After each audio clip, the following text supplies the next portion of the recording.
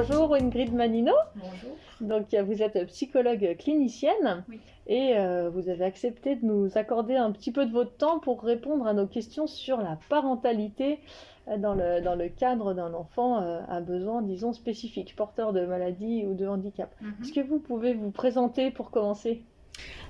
Oui, alors du coup moi je suis psychologue clinicienne depuis bientôt une vingtaine d'années, avec du coup une orientation plutôt analytique. Et puis j'ai enrichi mes formations avec de la systémie, ce qui me permet aussi du coup de travailler sur la dimension du système, hein, de l'individu qui fait partie d'un système et de la dimension familiale. Et puis j'ai un petit peu, j'ai envie de dire, enrichi aussi mon parcours avec des formations, notamment du côté du traumatisme. Et puis là, j'ai commencé une formation par rapport à de la psychogénéalogie pour travailler toutes les notions de transmission. La première question que je voulais vous poser, c'était est-ce que parent d'un enfant porteur de handicap, c'est une catégorie qui vous paraît significative ou est-ce qu'un parent, c'est un parent, quel que soit son enfant? Alors, j'ai envie de vous dire qu'un parent est un parent quel que soit son enfant.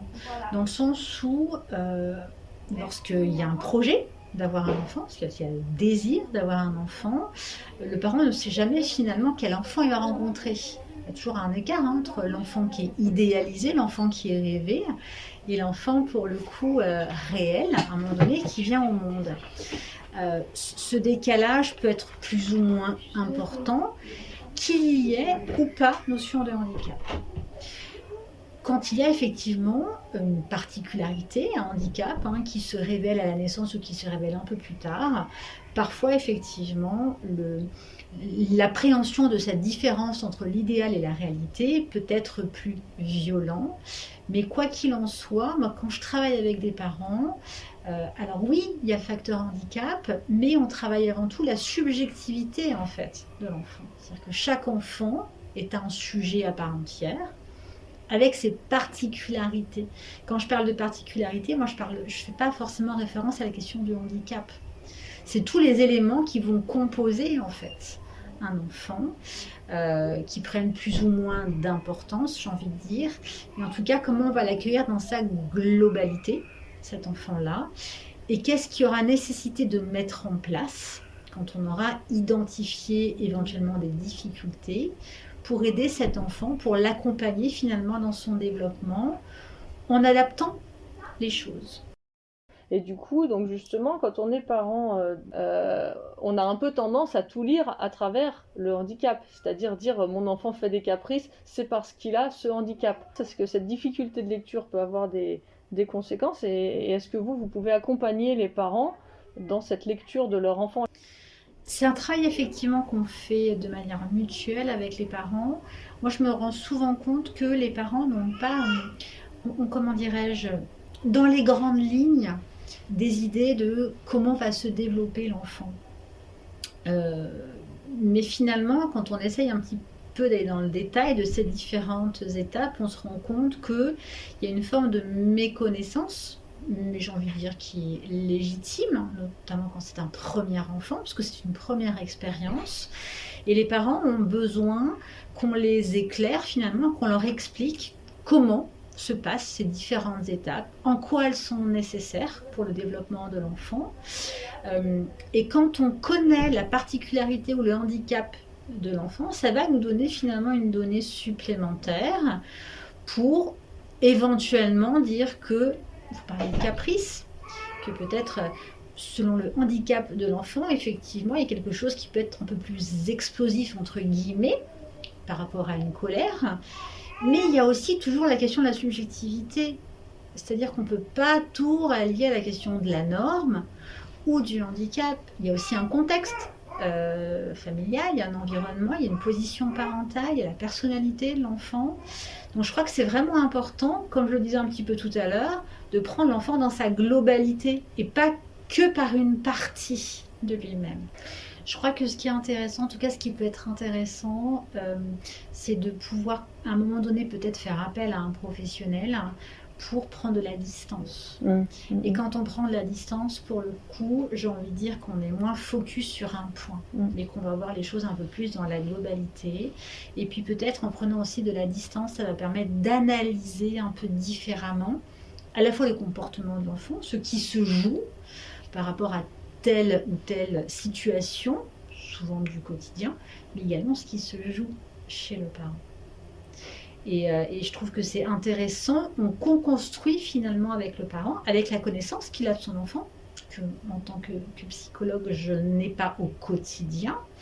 On va prendre en compte aussi les éléments qui peuvent être transmis par les structures. Et puis, moi, dans ma position, effectivement, faire un peu, prendre en compte tous ces éléments-là, y rajouter des éléments théoriques, parce qu'on sait ce qui se passe en termes de développement, on a des choses qui sont établies, mais on sait aussi que ça ne correspond pas à tous les enfants. Et puis, mon rôle, c'est d'observer aussi ce qui se passe pour cet enfant-là, d'avoir des éléments aussi de connaissance de son handicap. Et j'ai envie de dire, c'est quand on prend tous ces éléments qu'on arrive, en tout cas qu'on essaye au mieux d'accompagner les parents et l'enfant dans une lecture un peu plus claire de ce qui se passe pour chacun. Je vous ai fait passer la page de l'album sur laquelle on parle de la parentalité. Dire non à Pee Weeker alors qu'il commence seulement à vivre, on va dire, c'est extrêmement difficile et il a fallu qu'on se fasse violence pour...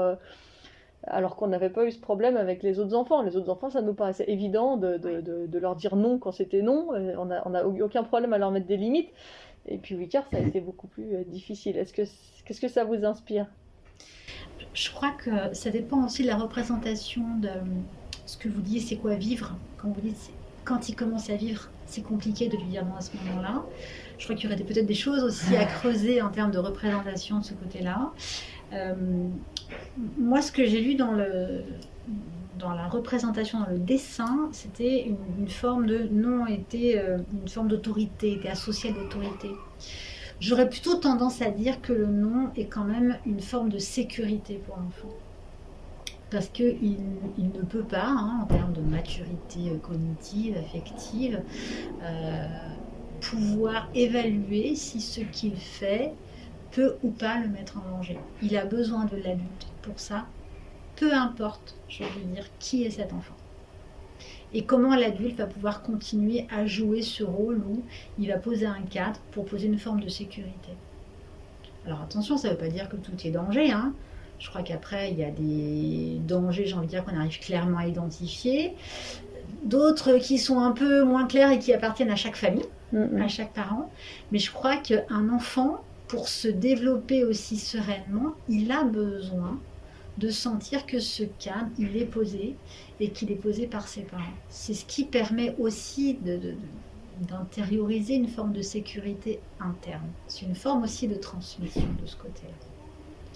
Donc je pense qu'il est nécessaire de pouvoir à un moment donné mettre un stop, dire à un enfant que ça c'est pas possible et d'expliquer pourquoi c'est pas possible. Et ça, c'est une difficulté, handicap ou pas. C'est beaucoup plus simple sur le papier que ça ne l'est en réalité, on va dire. Je crois que l'explication qu'on peut donner à un petit enfant, elle doit être assez brève, avec des mots simples que l'enfant est en capacité du coup d'intégrer et de comprendre. Effectivement, elle va certainement être amenée à être répétée parce que l'enfant, il a besoin de cette répétition pour intégrer finalement l'information.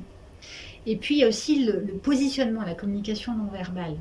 C'est-à-dire qu'une limite, elle se dit, mais j'ai envie de dire, il y a une posture aussi qui indique la limite. Et je crois que c'est important de jouer sur ces deux tableaux-là. Il y a ce qui est verbal et il y a ce qui est non verbal. Généralement, quand un adulte arrive à tenir une position, l'enfant le sent. Il va moins venir, j'ai envie de dire, un peu titiller l'adulte pour essayer de trouver la faille. Mais après, c'est tout le jeu relationnel. Oui, c'est ça. On a eu une interview du docteur Cody Vullier, justement, à Besançon, sur les interactions précoces, et qui expliquait bien ce jeu qu'on était deux dans la relation. C'est-à-dire, il y a l'enfant, il y a le parent. Ça, c'est... Tout à fait. Eh ben, merci pour vos réponses. Et je vous en prie. Et puis au plaisir de vous recroiser à la crèche Pépilou. Plaisir.